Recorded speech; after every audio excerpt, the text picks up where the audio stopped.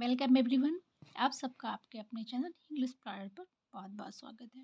चलिए अब हम जॉन गॉल्सवर्दी के PYQs यूथ कंपटीशन से स्टार्ट करते हैं।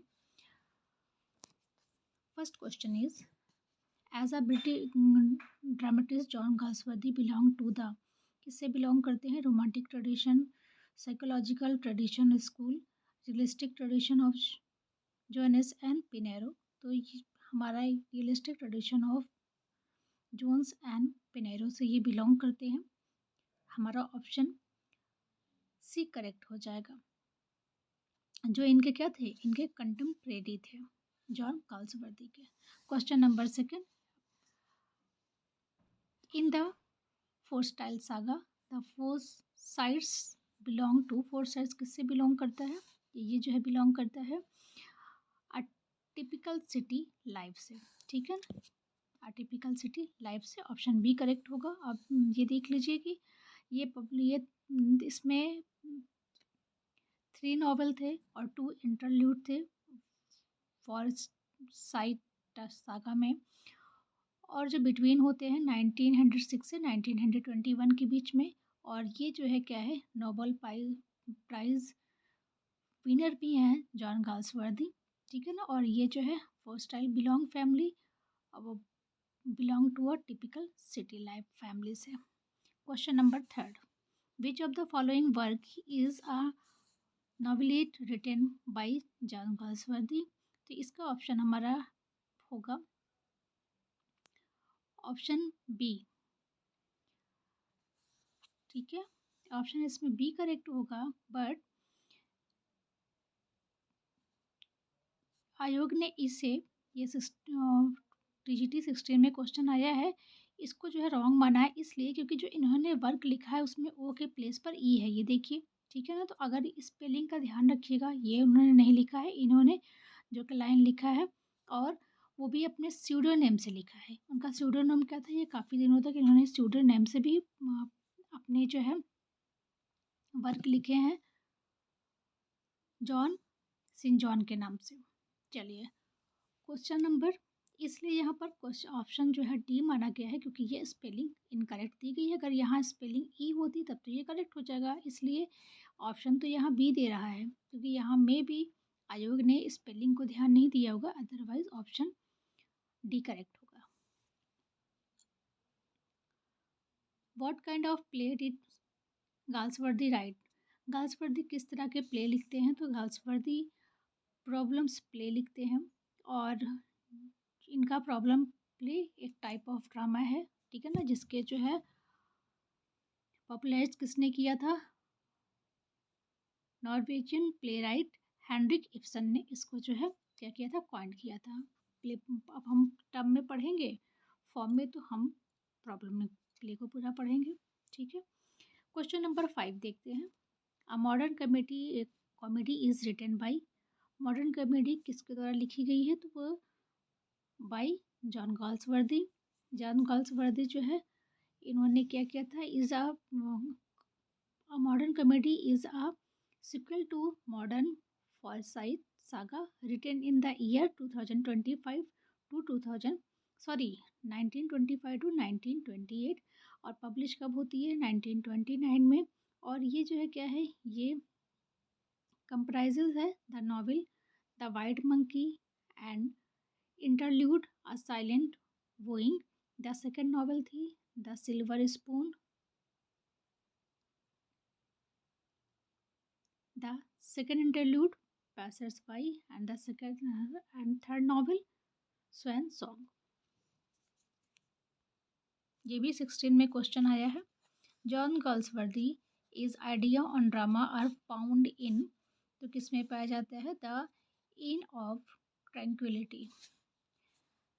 The inn of tranquillity study and essay is a collection of short story and essay. ये क्या है? ये स्टडी एंड एसे, ये कलेक्शन है शॉर्ट स्टोरी और एसे का। John worthy's idea of drama are found in the inn of tranquillities. Question number 7, coaction is character in, ये किस में करेक्टर पाया जाता है? तो ये जो है देखिए मैकबेथ तो इसका है ही नहीं, इनका एज यू लाइक इट इनका नहीं है, शेक्सपियर का है। और इनका क्या वर्क है? इनका वर्क है जस्टिस। तो जस्टिस में रॉबर्ट कॉक्सन जो है मैनेजिंग क्लर्क है जस्टिस प्ले में इनके। और 1910 में ये पब्लिश हुआ था। और इसमें जो है it is a part of campaign to improve condition in British prisons, क्योंकि ये जो है क्या है, ब्रिटिश राइटर हैं तो वहाँ के बारे में ही इन्होंने किया है। Other character of the play are James How, Walter How, William Falder Cowley, Hector Frome, justice Floyd, Ruth Honeywill. Question number 8 देखते हैं। Several of Galsworthy's early novels were written under a pseudonym of, इनका pseudonym क्या था? तो इनका pseudonym था John Saint John. तो option C हमारा करेक्ट हो जाएगा। इन्होंने देखिए in his early career he used the pseudo और पेन नेम और pseudonym सेम होता है, जिसको हम नॉर्मल भाषा में जिसको हम निक नेम बोलते हैं, John Sinjohn. He used this name until the island Pharisees, जब तक आइलैंड फेरिसीज इन्होंने नहीं लिखा था तब तक इन्होंने अपना जो है पब्लिश नहीं हुई, तब तक इन्होंने अपना स्यूडो नाम ही यूज़ किया था, रियल नेम का यूज़ नहीं किया था। The first successful novel of John Galsworthy was, इनकी फर्स्ट सक्सेसफुल नॉवेल कौन सी थी? तो इनकी फर्स्ट सक्सेसफुल नॉवेल थी the man of property. In this successful work he created an new type of fiction by balancing, जिसमें इन्होंने इसलिए success हुई थी क्योंकि इन्होंने क्या किया था, क्रिएट किया था नए टाइप के फिक्शन जिसमें जो है बैलेंसिंग किया था। और ये बोलते हैं virtues and vices of his hero swims foresight against the vices and virtues of other members of the same family. Question number 10. Which novel of Galsworthy is considered to be his masterpiece? तो इनकी masterpiece piece ये किसको consider करते हैं? तो इनका Indian summer of Forsyte को ये कंसिडर करते हैं इनकी मास्टरपीस, जो कब पब्लिश हुई थी? ये सीरीज है 3 नॉवेल और 2 इंटरलूड की, जो पब्लिश हुई थी 1922 में। Question number 11. Which is Galsworthy's first play? तो गाल्सवर्दी का फर्स्ट प्ले है silver box. When was John Galsworthy awarded Nobel prize for literature? इनको लिटरेचर में के लिए नोबेल प्राइज़ कब मिलता है? तो इन्हें मिलता है 1932 में। He was elected as the first president of PEN international poetry club के लिए ये फर्स्ट टाइम इलेक्टेड भी किए जाते हैं एज अ प्रेसिडेंट 1921 में। Was appointed to the order of merit in 1929, ये भी याद रखिएगा। Question number 30. The dark flower by John Galsworthy is a, ये डार्क फ्लावर क्या है? ये एक लव नॉवेल है जिसमें John Galsworthy is a story of man love affair, जिसमें मैंस की एक वन मैन की लव अफेयर दिखाया गया, तो इसलिए ये लव नॉवेल है। ऑप्शन हमारा सी करेक्ट हो जाएगा। Question number 14. Which drama of Galsworthy deals with the conflict between capitalist and labourers? तो ये जो है वर्क है ऑप्शन ए स्ट्राइफ में, इन्होंने ये दिखाया है कि कॉन्फ्लिक्ट होता है लेबरर्स और कैपिटलिस्ट के बीच में। Question number 15. Which of the following work is not one of Galsworthy's play? तो इनका कौन सा work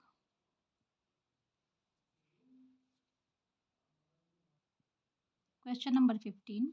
which of the following work is not one of Galsworthy's play?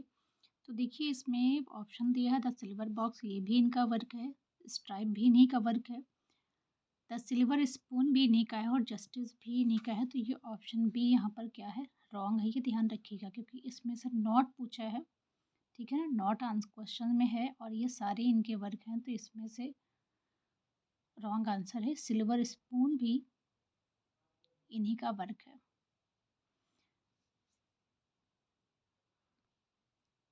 Question number 16 is the main theme of most of the Galsworthy's play. तो इनका जो main theme था, social problem of his time.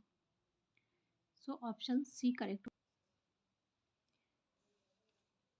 He had a great interest in the law and had all the lawyers' impartiality and fairness always, though living in cultural case. He was troubled by the social problem of the day, the inequality and injustice of the social system, which became the main theme of his writing. तो ये क्या है, इनको law में interest था और lawyers के impartiality और फेयरनेस के बारे में ये जानते थे, और उस टाइम क्या क्या प्रॉब्लम्स फेस करनी पड़ रही थी उस टाइम पीपल्स को, सोसाइटी को, उसी वही उनका मेन थीम जो है उनकी राइटिंग का बना है। Question number 17 John Galsworthy style is remarkable for. देखिए इसमें क्या है, option A its strength and elasticity, its powerful sweep, brilliant illustration, its deep psychological analysis. तो ये सारे इसमें करेक्ट हैं, इसलिए ऑप्शन डी करेक्ट हो जाएगा। चलिए क्वेश्चन 18 देखते हैं। Which of the following does not belong to Galsworthy's three trilogies. Three trilogies से कौन सी इनका वर्क बिलोंग नहीं करता है? तो इसमें है option A the man of property. The man of property क्या था? Was the first successful novel of the Forsyte Saga, The Forsyte Saga 1922 and A Modern Comedy 1929, along with the end of the chapter were his famous trilogy series. ये famous trilogy की इनकी series है। Question number 19 John Galsworthy was born in the year, तो इनका birth हुआ था 1867 में, 14 August 1857 and at Kingston Hill, Surrey in England में। Question number 20 in Galsworthy's Justice the law is what it is, a majestic edifice sheltering all of us, each stone of which rests on another has been said by। ये किसने कहा है? ये जज ने बोला है, जस्टिस जो इनका प्ले है उसमें। क्वेश्चन नंबर 29, इसलिए ऑप्शन हमारा डी करेक्ट हो जाएगा। Question 21 in which year Galsworthy refuse the offer of knighthood. तो कब ये रिफ्यूज़ करते हैं नाइटहुड का ऑफर? इन्होंने 1999 में रिफ्यूज़ कर दिया था, और ये क्या थे, विनर ऑफ नोबेल प्राइज़ भी हैं 1932 में। और he turn down a knighthood nominated by prime minister David Lloyd George in 1919 on the precept that writer's reward comes simply from writing itself. Okay. Question number 22. Complete the sentence. Galsworthy's play strive deal with the subject of, हमने पहले ये भी पढ़ लिया है, ये labour disputes है। Question number 23. Complete the sentence. The island Pharisees has been written by, ये किसने लिखा है? तो ये लिखा है गाल्सवर्दी ने 1904 में। ये अपीयर होता है अंडर हिज ओन नेम, इसको इन्होंने अपने नाम से ही लिखा था, जॉन सृजन के नाम से नहीं लिखा था।